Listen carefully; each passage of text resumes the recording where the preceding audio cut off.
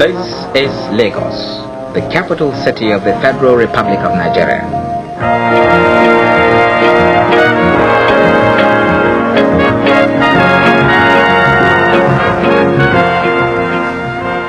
A small fishing village some 400 years ago that has grown into a bustling metropolis with a population of over 1 million.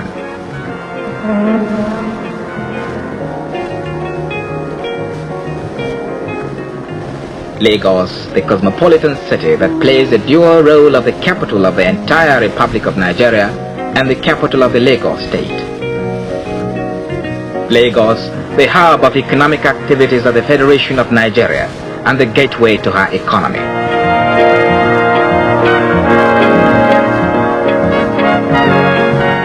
Lagos, that 400 years ago traded by barter and inquiries, could in 1961 boast as a major conduit pipe of an economy, with imports at £220 million and exports at £170 million, progressing steadily to a favorable buoyant economy standing at £376 million imports and exports at £438 million in 1970.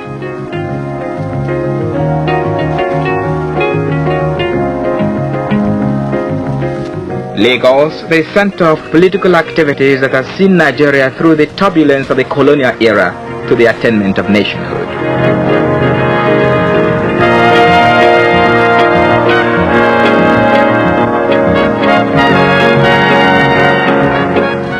Until 1931, Lagos was connected to the hinterland by a narrow bridge used mainly by the tramway.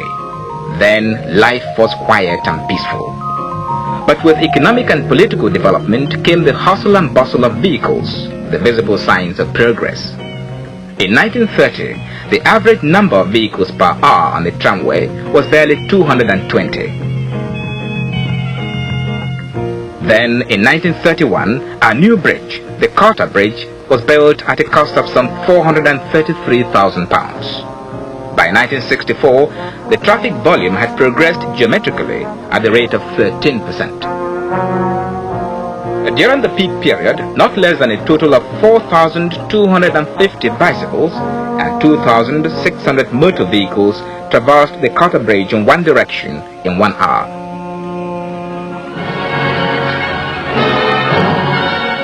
Lagos, the showpiece of Nigeria, renowned for its pomp and pageantry.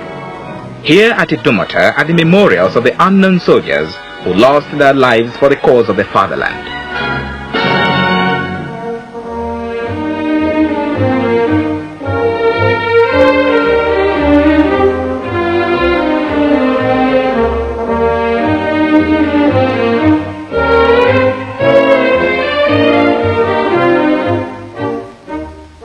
For the first time ever in the history of the Commonwealth, the Prime Minister's Conference was held outside Britain, here in Lagos. From Canada, Australia, New Zealand, India, Ceylon, Ghana, Sierra Leone, Gambia, Britain, Zambia, Uganda, Kenya, Tanzania, Malawi, they came.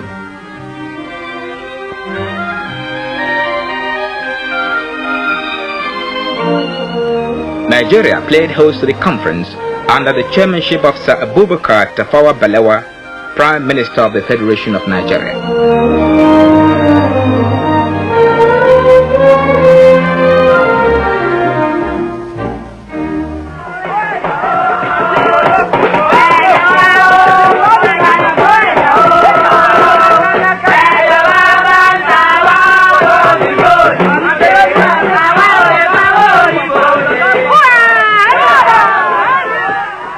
Lagos, famous for its traditional displays. The Adamorisha play, staged by the people of Lagos to commemorate the death of an Oba or important chief or personality. The Oba of Lagos, Adeyinka Oyeko II, himself joins in the Adamorisha play. But this is not the story of the people of Lagos and their traditions. Rather, this is a story of the gigantic efforts made by the government of Nigeria and the people to make life more tolerable by providing facilities so essential to the well-being of the 1 million people living in this metropolis. The Quarter Bridge, which is the only link connecting the island of Lagos with the hinterland, could no longer cope with the heavy volume of traffic and has become a bottleneck, a big drag on the economic and social life of Lagos. The only solution to the problem is a second bridge to link up the hinterland with the island of Lagos.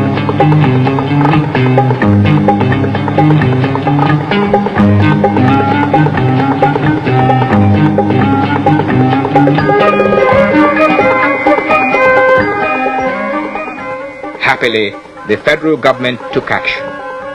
From specifications drawn mainly by Nigerian engineers, international tenders were called for, and the Western German firm of Julius Berger won the contract. The government of the Federal Republic of Germany made available a loan of £6 million to the federal government of Nigeria for the construction of the second mainland bridge. Here, the engineers of the Federal Ministry of Works and Housing and the German engineers of Julius Berger are in conference.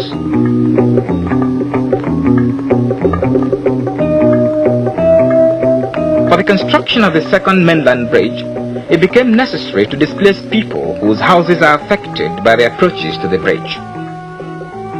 Here, the Lagos Executive Development Board, commonly called the LEDB, comes in for the assessment and payment of compensation and the resettlement of the evacuees as agent of the federal government.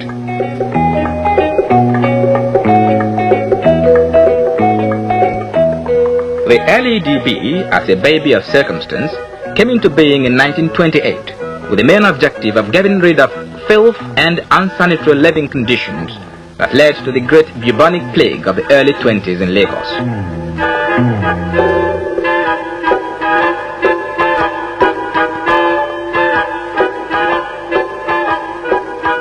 The board is at present engaged in the preparation of a master plan aimed at predetermining land use in the whole of Lagos for the proper distribution of population, which is estimated at 4 million by 1985. Nigerian engineers and architects employed by the board have this well in hand.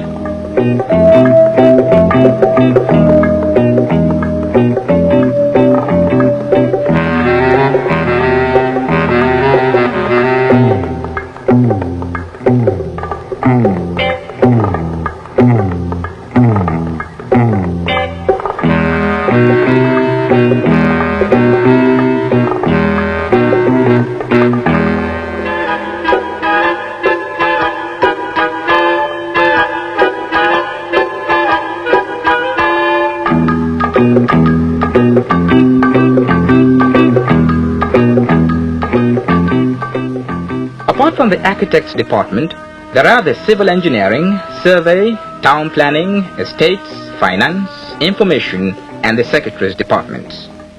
The immediate task of the Lagos Executive Development Board is to make adequate provision for the resettlement of the people in the areas affected by the approaches to the second mainland bridge. The site chosen on the Lagos Island end of the bridge is the Holloway area. The Holloway area is a slum, and the construction of the new bridge is a blessing. In fact, it is a slum sweeper.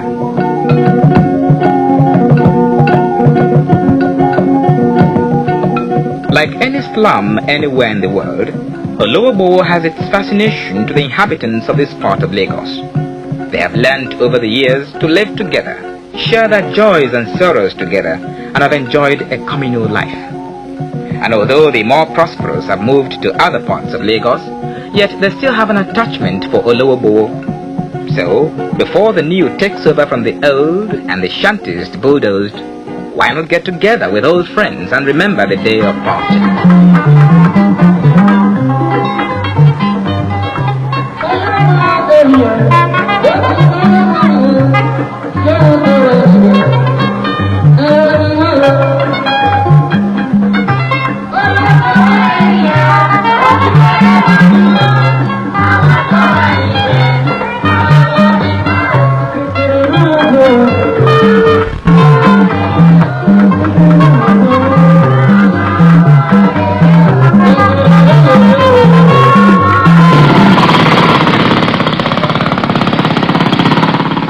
Work on the construction of the new bridge started in earnest on January 4th, 1966, when the first pile was driven at Ijora end of the bridge.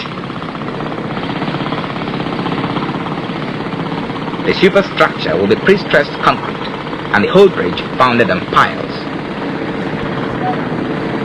Piles of 3 feet diameter are to be driven in the lagoon 170 feet below water level.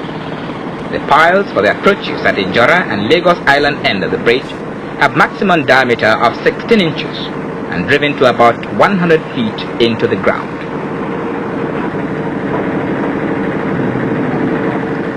The piles are designed for 80 tons working load with an ultimate load of 160 tons. This of course means that there is a safety factor of 2 times the working load.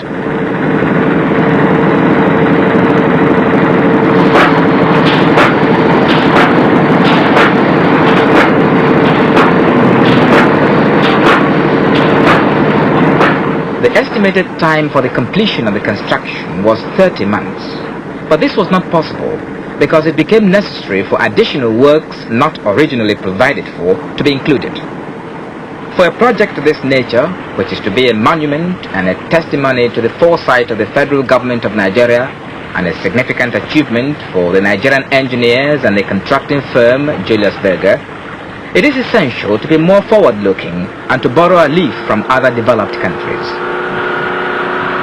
In this sense, for the second mainland bridge, additional works such as flyovers, control tower, loop and ramp extension, and high mast lighting are absolutely necessary. In order to ensure maximum safety, nothing is left to chance. A cross-section of the piles on which the bridge will rest are tested here to guarantee that the working load of 80 tons is achieved and the ultimate load of 160 tons is possible. This means that the structure of the bridge is perfectly sound.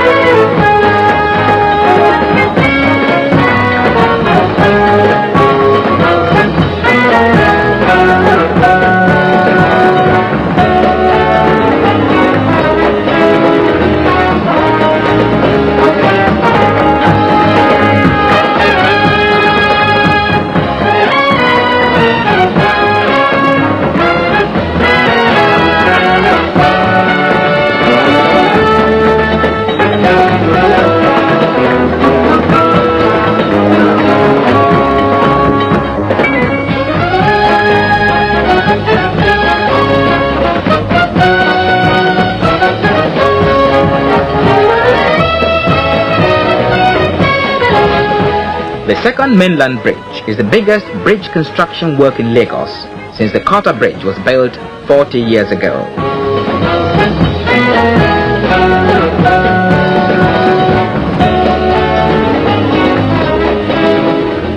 This construction affords a unique opportunity for young Nigerian engineers to put their knowledge into practice by working side by side with their counterparts in the contracting firm of Julius Berger and making sure as well that every aspect of the construction conforms to the specification in quality and in design.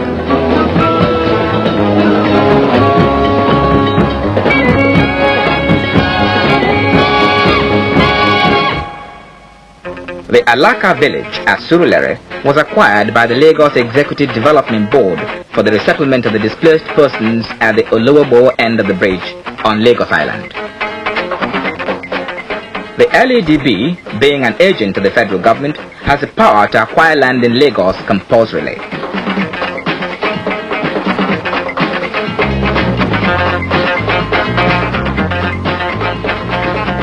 Surulere, which lies northeast of central Lagos, was until recent years a vast expanse of vegetation and swamp. But with a few years of engineering and town planning skill on the part of the LEDB, this one-time swampy vegetation is now providing accommodation for several thousands of people whose original blighted homes have been pulled down in order to make for better planning in central Lagos.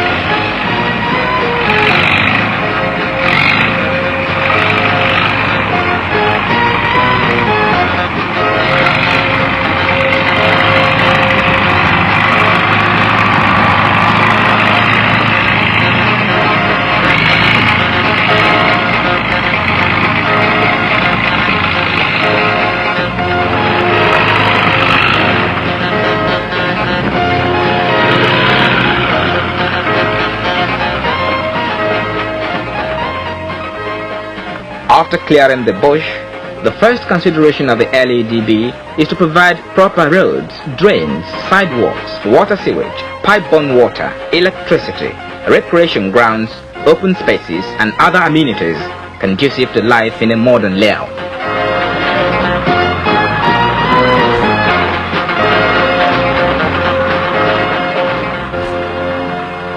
It is after all these facilities have been provided that the LADB proceeds to allocate plots, and naturally the cost of these development must be reflected in the price of the plots.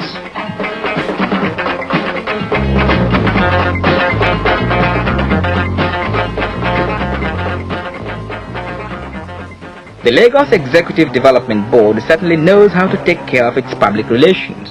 Here, the Chief Executive Officer of the LADB, Mr. S.O. Fadaunsi, together with his top officers and some members of the board, explains to the residents of the Holloway area why they must move to a new settlement in order to make room for the second mainland bridge.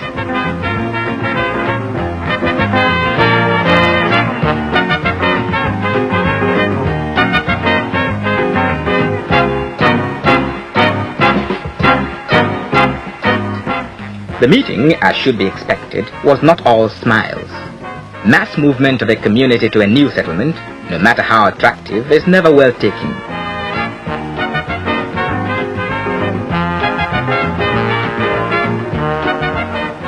The Holloway residents want firm assurance for payment of compensation for their property, which, as far as they are concerned, could never be a slum.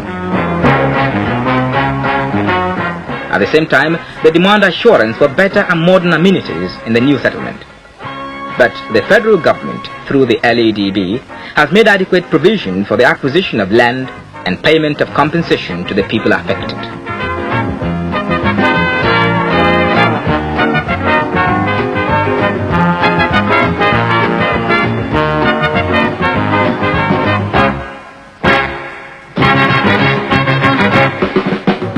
The LADB now goes into action by sending out welfare officers and census enumerators into the Holloway area.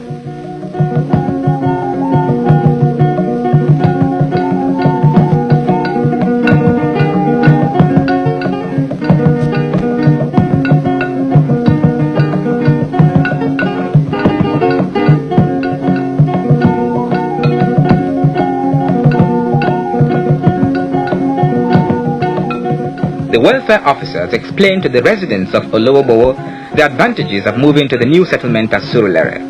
Better cooking facilities, better sanitation, better accommodation, and healthier surroundings.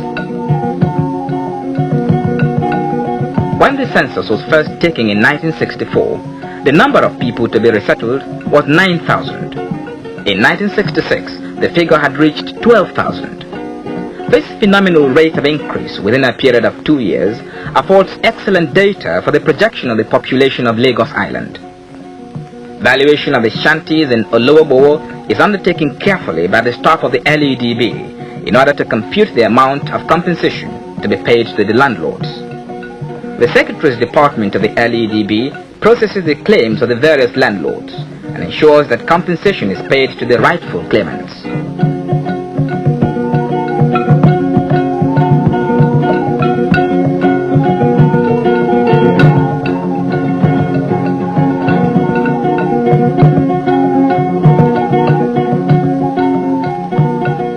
The total cost of acquisition of land and buildings at the Holloway end of the bridge was estimated at £1,800,000, but the actual cost was finally settled at just under £1,200,000. This is a credit to the LADB for prudent management. This cost includes compensation to the persons affected, provision of transport to the new settlement, demolition, clearance of the site, and of course, the general development expenses of the LADB.